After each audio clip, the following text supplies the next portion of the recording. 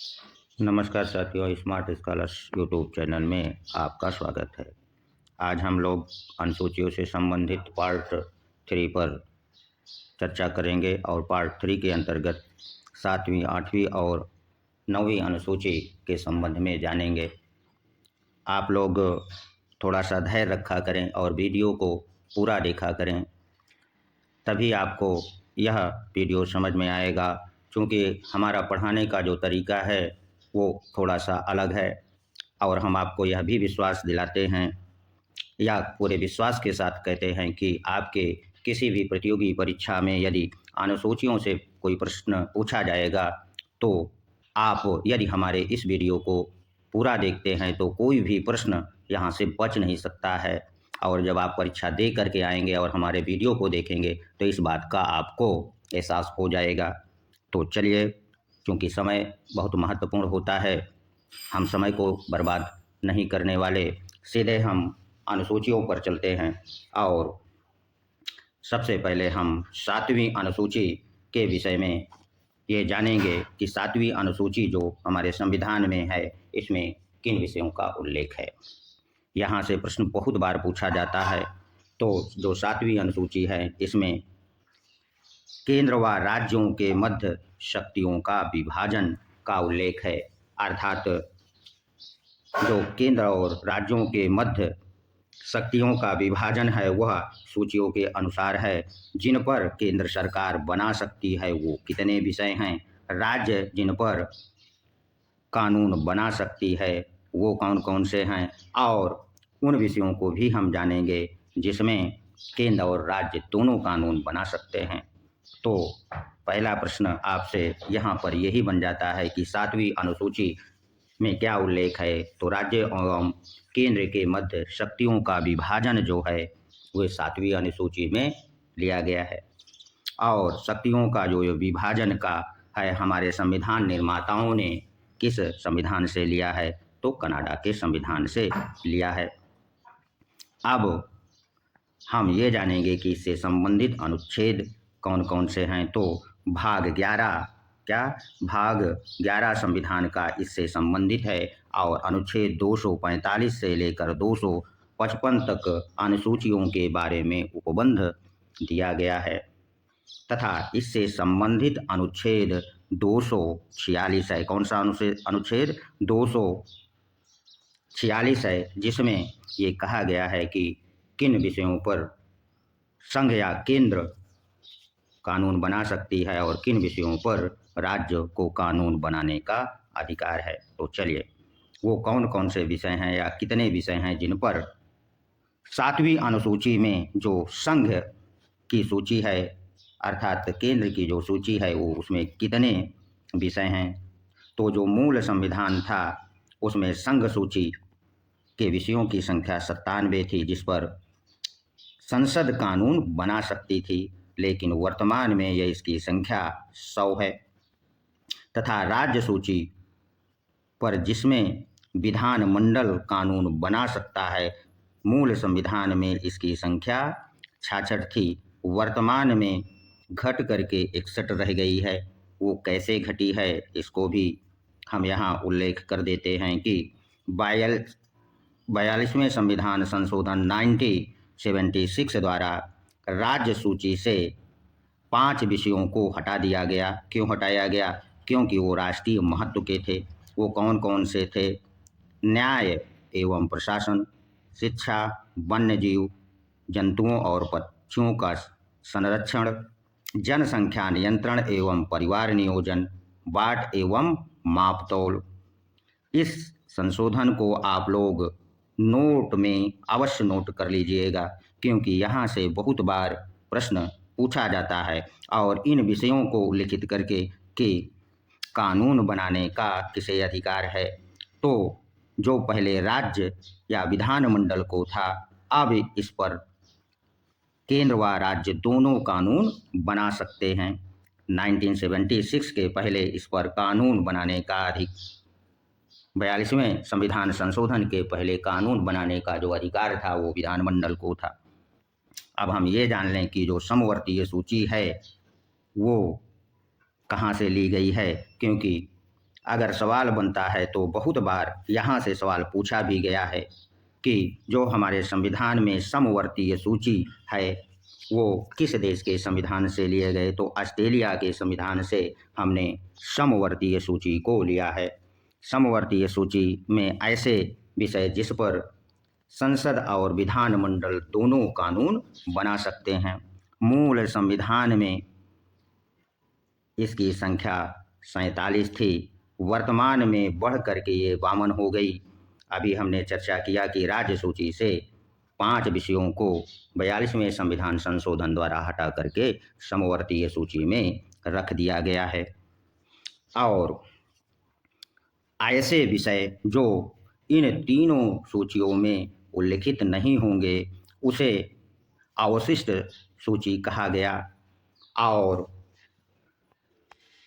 इस पर जो कानून बनाने का अधिकार होगा वह केंद्र को होगा। यहाँ से दो तरह से प्रश्न पूछते हैं कि अवशिष्ट जो सूची है ये किस देश के संविधान से ली गई है, तो ये कनाडा के संविधान से ली गई है। तथा किस अनुच्छेद के तहत संसद अवशिष्ट सूची पर कानून बना सकती है, तो अनुच्छेद 248 के तहत संसद को ये अधिकार मिला हुआ है कि अवशिष्ट शक्तियों पर वह कानून बना सकती है। आशा करते हैं कि आप लोगों ने 7वीं अनुसूची को भली भांति समझ लिया होगा। और यहाँ से यदि कोई प्रश्न बनता है तो आप अपनी परीक्षाओं में गलत करके नहीं आएंगे, और आपकी समस्या का निवारण हमने कर भी दिया है। और साथ में हम शार्ट नोट बनाने के तरीके क्या हो सकते हैं, जितना मैं समझता हूँ को भी मैंने आपके PDF के माध्यम से इस वीडियो में भी प्रदर्शित कर दिया है। ऐसे छात्र जो नोट्स बनाना चाहते हैं इस वीडियो को रोक करके नोट्स बना सकते हैं। चलिए अब हम 8वीं अनुसूची को जान लें कि जो हमारे संविधान की 8वीं अनुसूची है इसमें किन बातों का उल्लेख है। तो 8वीं अनुसूची में हमारी भाषाएं हैं, भाषा से संबंधित है। और मूल संविधान में कुल 14 भाषाओं का उल्लेख था। अर्थात जब हमारा संविधान लागू हुआ था 26 जनवरी 1950 को, तो जो 8वीं अनुसूची थी उसमें कुल 14 भाषाएं थी। तो वर्तमान में जबकि विभिन्न संशोधनों के बाद अब इसकी संख्या 22 हो गई है। 8वीं अनुसूची से संबंधित प्रश्न ये बनता है कि जो 14 से बढ़ करके 8 भाषाएं बढ़ी हैं और 22 हुई हैं, कितने संशोधनों द्वारा हुआ है।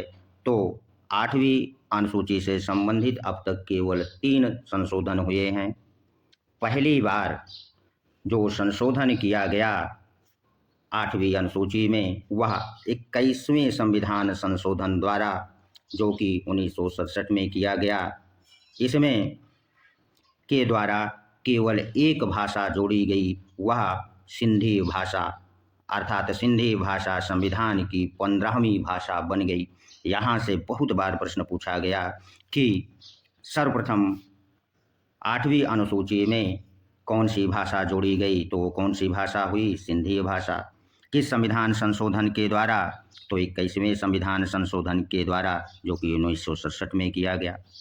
दूसरा संशोधन कब किया गया इसको भी जान लें, और कितनी भाषाएं अनुसूची 8 में जोड़ी गई। तो द्वितीय बार जो संशोधन हुआ वह 71वां संविधान संशोधन 1972 में किया गया, और इसमें 3 भाषाएं जोड़ी गईं, कोंकण, मणिपुरी और नेपाली को जोड़ा गया। और तीसरी बार जो संविधान संशोधन 8वीं अनुसूची में किया गया, या ये कह सकते हैं कि आखिरी बार जो संशोधन अब तक किया गया वह 92वें संविधान संशोधन 2003 के द्वारा 4 भाषाएं और जोड़ दी गईं। वो कौन कौन सी, बोडो, डोंगरी, मैथिली और संथाली को जोड़ा गया। और एक विशेष बात यह है कि आपसे जो प्रश्न अक्सर पूछ लेता है और विद्यार्थी गलत करके आते हैं वो ये कि क्या अंग्रेजी भाषा 8वीं अनुसूची में शामिल है या नहीं। तो आप ही लोग इस पर कमेंट करके बताइएगा कि शामिल है या नहीं।